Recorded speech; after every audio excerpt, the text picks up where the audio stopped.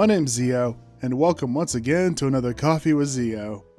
This is a more freeform, unscripted, podcasty sort of thing that I would like to do on this channel about this time each month.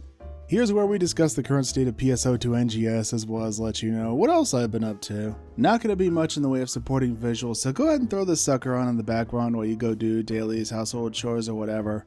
I guess since we're about halfway through December, we can call this a year in review. The year started off pretty much as you'd expect. We were just coming off SEGA and 3 straight months of seasonal point farming, and then the end of the month brought us Nuisance Plant, which was pretty cool. It had some nice twists when it came to PSE bursts, I'll give it that. Now February brought us Dark Falls Aegis, which was a really fun fight for its time. I still enjoy it, but there are cooler, more rewarding fights, and I'll get back to Aegis here in a bit. March was just meh. It was an odd month, so super slow, as reflected in my numbers on both here and Twitch that month. April! Now this was a particularly meaty month, oh my goodness. We had chapter 5 of the story, which was the long-awaited payoff that connected everything to base PSO2, and then we're introduced to our new foes, the Starless. This is what people were wanting, but I'll come back to this in a minute. This month also brought Gunblades into NGS with the long-awaited Slayer class, which I can still say is super fun. I still enjoy the hell out of it. Dual quests? Take it or leave it, but they do provide access to some of the best augments in the game though. May was kind of a snoozer with the anniversary event, but it had some nice goodies though. June was the kickoff for version 2. The initial offering of creative spaces admittedly wasn't for everyone who wasn't fond of that style of content. But you know what, I'd say it was a huge boon for the community and those who enjoyed that aspect of the game. This has given rise to so many community events like parties and fashion shows over the past 6 months, and you know what, I'm here for this. Ship 1 turning into the damn party ship. July was the big 11th anniversary. This is where they really started to experiment more with the limited time quest, but I feel like the quiz thing was a miss. It showed that they were trying to give us more to do during these lighter, odd-numbered months, and I can appreciate that, despite the execution. August, I feel, was when the game started to have a proper endgame loop, or at least the very foundation for one.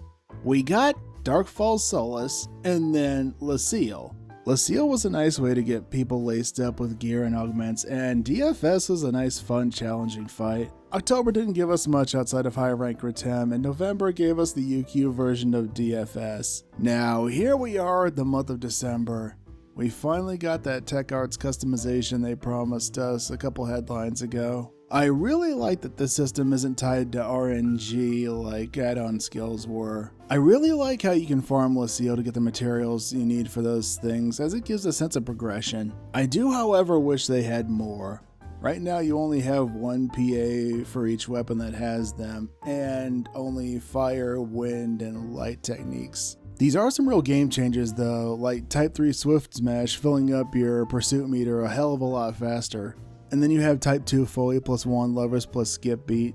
That'll fill up a compound meter before Wand Lovers runs out. I messed around with the newly adjusted Soaring Blades for a while and it was pretty cool. I was never super invested in that class though, and I always thought it was too clunky for my tastes. Now we get to the story. Oh my goodness, this is where the game still struggles. Chapter 5 was this huge climax that told us what Halfa really was and set up the new antagonist. Chapter 6 started off okay-ish. I mean, we finally meet the Starless and square off against a couple of them, but that's it.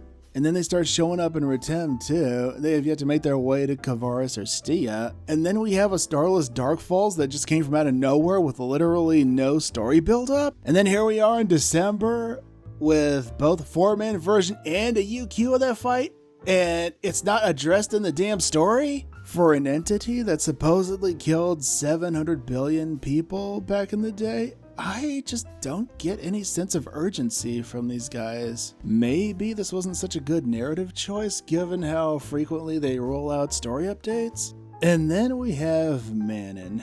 Oh boy. She tries to kill herself by spamming that overboost thing. supposedly to atone for what happened before. I get what they were trying to do with this, but I really wish they'd gone a different route given how touchy that subject is. If you've been with the channel for a while, then you'll know that I have struggled on and off with suicidal ideations pretty much since I was a teenager, and even tried it once myself about 10 years ago. I am better now, but not quite 100%.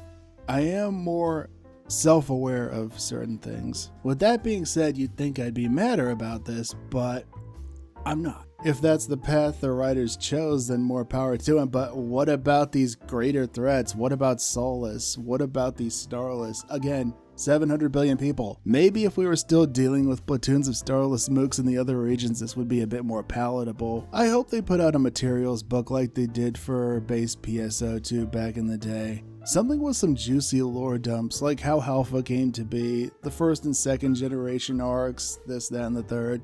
People want to know more about that shit, and I want to make more videos about that kind of shit.